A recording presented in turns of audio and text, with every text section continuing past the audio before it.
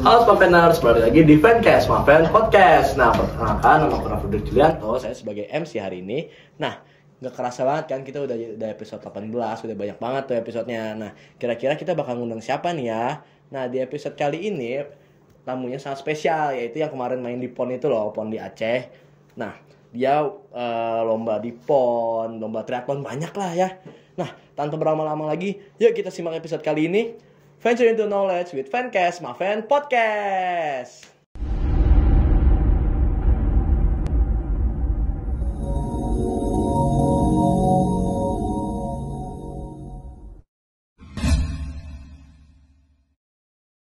Halo semuanya, balik lagi di Smaven Podcast. Nah, di episode ke-18 hari ini, kita kedatangan tamu yang spesial nih, atlet PON dari Smaven.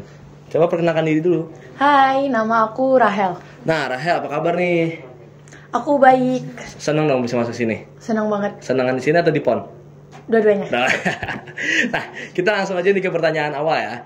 Nah, yang aku mau tanyain dari tadi tuh, gimana sih awal perjalanan kamu dan ceritain dari awal kamu jadi atlet itu gimana? Awal itu tuh aku emang dari kecil suka banget main air. Nyemplung ke bak, main air kecipak-kecipuk sampai tagihan naik. Ya. Berubah tuh langsung jadi atlet tuh? Enggak sih. Oh, belum. Oh, oke. Terus disalurkan sama keluarga, Terus dilesin renang. Tapi emang basic opahku juga atlet renang. oh, jadi opa atlet renang. Jadi background keluarga kamu atlet juga? Iya. Oh, oke. Turun ke kamu nih berarti. Iya. Gokil. Tapi pelatihku bukan opahku. Kenapa? Karena opahku nggak mau ngelatih aku. Loh, bisa gitu ya? Iya. Kenapa tuh? Kalau boleh tahu. Biar nggak manja katanya. Biar nggak nawar-nawar program. Bener sih dari pengalamanku juga gitu ya. Aku minta latihin bapakku, ternyata jadi males-malesan. Terus gimana lanjutannya? Terus aku latihan 6 bulan di situ. Langsung habis itu langsung diikutin pertandingan. Langsung ikut O2SN kali. 6 bulan? Ya. O2SN? O2SN. Kelas berapa kalau boleh tahu? Kelas 3 SD. Kelas 3 udah ikut O2SN? Ini keren banget, ini gokil banget. Baru kelas 3 SD, latihan 6 bulan renang, langsung ikut O2SN loh. Ada, setelah O2SN ada lomba-lomba lagi atau apa lagi? O2SN itu tuh kan ada tingkatannya dari kabupaten, kota, sampai provinsi. Kemarin itu aku stuck sampai di provinsi. Kenapa? Karena emang musuhnya kan kelas 5, kelas 4. Oh, lebih tinggi ya, Iya. Oke. Aku masih anak kici. Oke. Pertanyaan selanjutnya ini, kan kemarin tuh kan kamu ikut PON tuh kan di bidang triathlon nih. Ya. Lari, sepeda, berenang dulu ya? Ya. Berenang, sepeda, lari. Ya. Nah, kan itu tuh triathlon tuh cabang olahraga yang menurut juga paling susah kan. Nah, apa sih yang bikin kamu tertarik gitu sama bidang triathlon itu? Aku tertarik karena mau nyari pengalaman baru, suasana baru, sama karena ya udah suntuk juga sih di renang. Oh, jadi pengen Ya. kayak nyoba olahraga lain juga selain renang kan. Tapi masih ada unsur-unsur renangnya tuh. Iya masih ada sih. Oh, emang masa lalu tuh susah dilupakan ya. Begitu deh. Nah, kamu kemarin di PON itu kan pasti persiapan dan latihannya tuh banyak gitu kan. Nah, apa aja sih yang kamu latih dan kamu persiapkan untuk PON di Aceh kemarin? Aku itu di situ latihan sehari 3 kali sesi latihan, pagi, siang, sama sore. Sore itu kadang bisa sampai ke malam juga. Tapi selain latihan yang teratur, Ya. aku juga pola makan, pola tidur, itu semuanya terkontrol. Ya, jadi begitulah kehidupan atlet ya. Mungkin sangat sibuk sekali jadwalnya dari pagi latihan, siang latihan, malam latihan juga. Tuh kamu nggak capek tuh kira-kira kayak gitu? Capek banget dong? Capek sih, Banget capek ya. Makanan itu gimana kamu? Kayak kurangi apa-apa gitu ada mungkin? Kami di situ, aku kebetulan catering. Ada Oh, catering jadi sehat emang gitu. sudah ada catering sehatnya dari komunitas atlet gitu ya? Iya. Oke. Dan boleh nggak sih ceritain kayak perjuangan kamu selama di PON Aceh kemarin tuh? Perjuangan aku selama menuju ke PON ini. Menuju dan kamu pas latihan gitu-gitu. Oh, itu tuh aku TC selama 2 bulan yang benar-benar gak masuk harusnya. Sebelumnya tesnya itu apa, mungkin bisa jelasin ke penonton yang mungkin ada yang belum paham juga kan? Training camp Oh, training camp gitu. Iya. Training camp di mana? di Banjarbaru. Oh, nggak terlalu jauh berarti Nggak ya? terlalu jauh, tapi Oke. emang karena harus terfokus di situ kan. Tapi mamaku di situ nggak ngizinin Kenapa? karena harus diimbangi sekolah juga kan. Oh benar ya, harus Jadi sih. aku latihan bolak-balik dari Banjarbaru ke Banjarmasin. Itu kamu sendiri atau ada yang nganter? Sendiri sih naik motor. Sendiri? Naik motor? Iya. Malam-malam tuh berarti tuh pulang. Enggak, kadang kan aku ada rekom, Iya. masuknya jam 10. Terus pulangnya jam 3. Jadi jam 9 aku udah ke Banjar. Jadi kamu bolak-balik aja gitu pagi, Iya, bolak-balik. sore. PP. Oh. Emang perjuangan atlet ini agak susah, bukan agak susah ya, emang susah gitu ya. Lihat aja ini.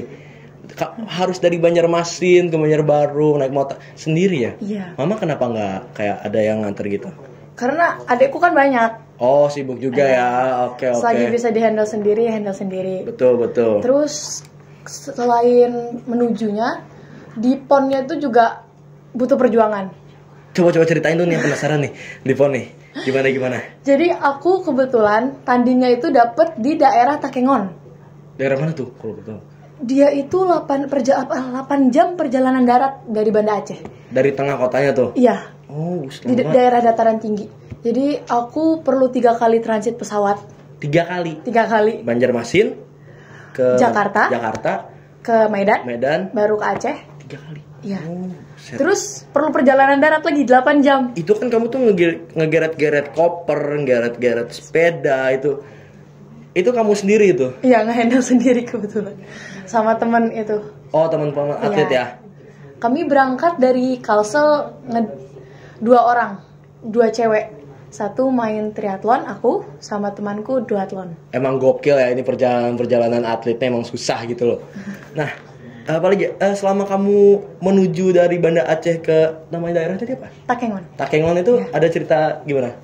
Kami karena emang nggak terbiasa dengan jalan dataran tinggi yang naik turun kayak roller coaster itu, kami satu bus mabuk semua. Mabuk semua. Ya. Terus di situ pantangan kami nggak boleh makan bakso, Tuh. pentol-pentolan tuh nggak boleh. Tapi di situ tuh karena namanya orang mabuk, nggak bisa nerima apa-apa selain yang berkuah-kuah, apalagi bakso. Iya. Bakso itu kan iya. nenangin perut banget ya.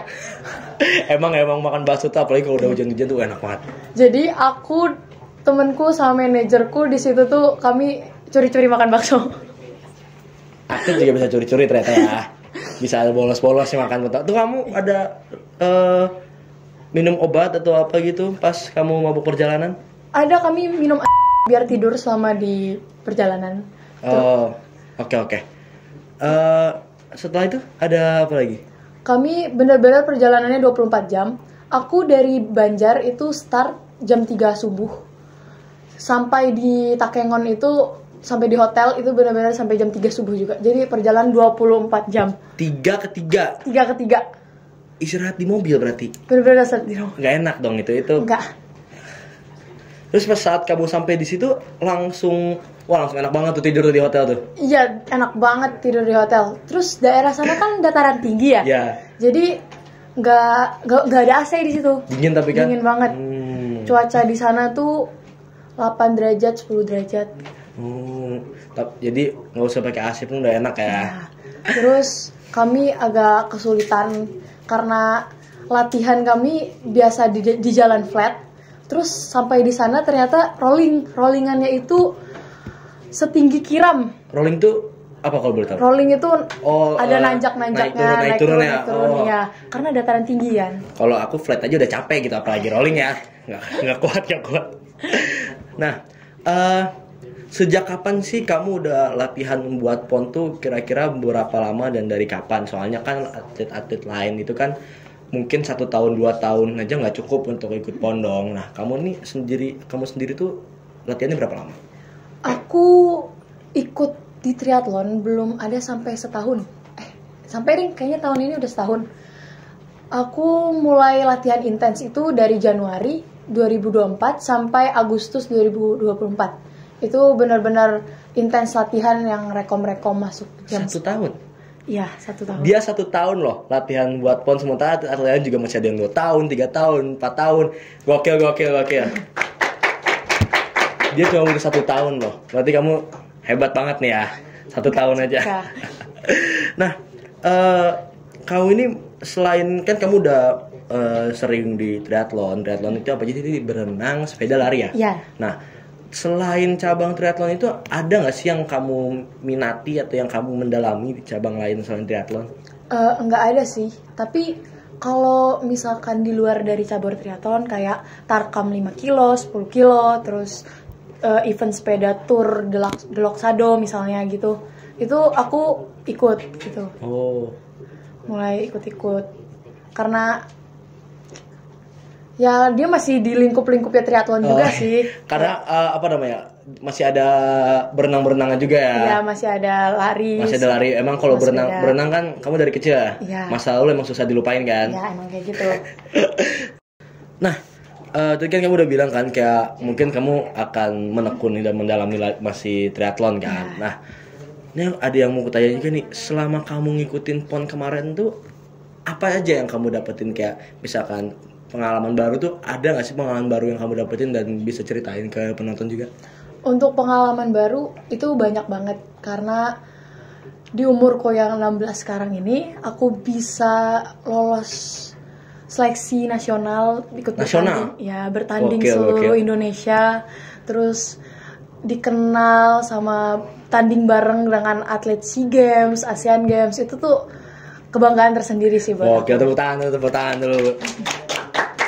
Dia umur 16 tahun udah bisa bersaing dengan atlet-atlet yang lebih tua dan lebih mungkin level mereka ada yang lebih tinggi, lebih tinggi bahkan. Ada yang main di SEA Games dan lain-lain. Mungkin ada juga internasional ya? Iya.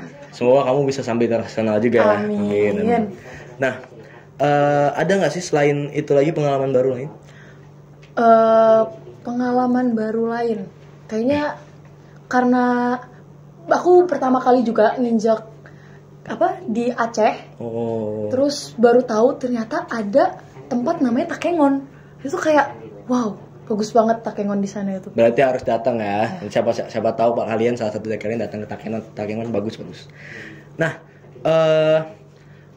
ini yang penonton mungkin juga penasaran dan aku juga penasaran. Kru di belakang juga penasaran.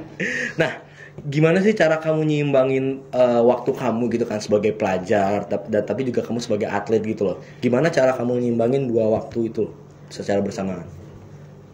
Dibilang seimbang banget juga enggak ya. Aku masih agak trouble buat ngeimbangin mereka. Terus kalau soal tugas-tugas aku ngerjainnya sengantuk-ngantuknya, selesai latihan aku pasti ngerjain. Terus kalau misalkan tugas di sekolah, apalagi aku masuknya jam 10 terus pulangnya jam 3, itu tuh aku ngejarnya waktu istirahat.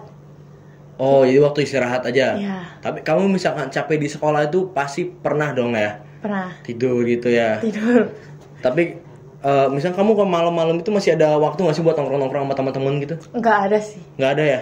Emang kehidupan atlet tuh emang sesibuk itu ternyata ya? Sekolah, pagi kamu sekolah atau latihan dulu? Aku latihan dulu dari subuh. Berarti latihan dari subuh, paginya kamu sekolah, siang ada latihan atau enggak? Siang nggak ada. Oh, berarti siang sekolah, sore pulang sekolah baru latihan lagi. 2 kali latihan sehari. Belum lagi tugas-tugas yang mungkin banyak juga yang menumpuk ya. Nah, selama kamu ngikutin lomba di Aceh itu, ada nggak sih kayak momen-momen yang paling kamu ingat, paling berkesan dan paling berharga yang kamu bisa share ke teman-teman semua? Yang paling berkesan itu karena aku pribadi, ini mimpi aku bisa sampai ke titik ini, keinginan aku dari dulu. Terus kayak aku nggak nyangka juga aku bisa sampai di sini. Terus bisa kenal-kenal orang yang bahkan aku sendiri kayak wah aku bisa kenal sama dia kayak gitu. Terus bisa dikenal orang banyak.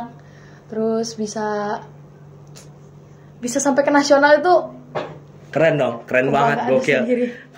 Berarti kamu udah ngebanggain berapa nama nih ke keluarga kamu, sekolah kamu, kota kamu, Kalimantan Selatan itu kamu udah bersaing di PON itu udah, wah itu gokil banget.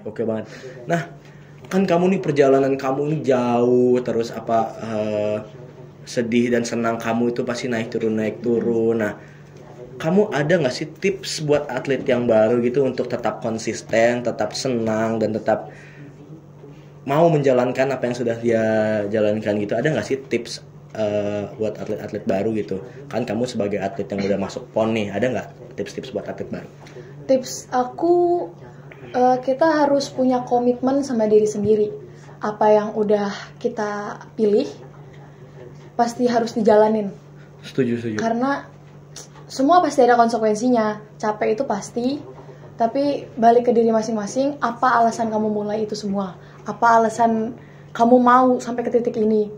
Itu aja sih kalau kata aku. Pasti harus semangat, konsisten, dan kamu apa yang kamu sudah mulai itu kamu harus lanjutin ya. Iya. Ya gitu tips dari atlet kita ini ya, atlet Smaven ya. Atlet PON nih sekarang nih, jadi julukannya nih. Bisa aja. Kamu tapi sama teman-teman lain kamu disebutnya, dipanggilnya biasa atlet PON gitu. Ya, apa sih julukan baru ya? Keren dong, kamu julukannya atlet PON dong. Nah, mungkin kita tutup aja sampai sini ya. Saya terima kasih banget kamu udah datang ke sini, udah nyempatin waktu kamu untuk ikut podcast di sini. Terima kasih banyak Rahel. Udah kita tutup aja sampai sini. Makasih buat yang udah nonton, dan jangan lupa subscribe, like, comment. Oke. Bye bye.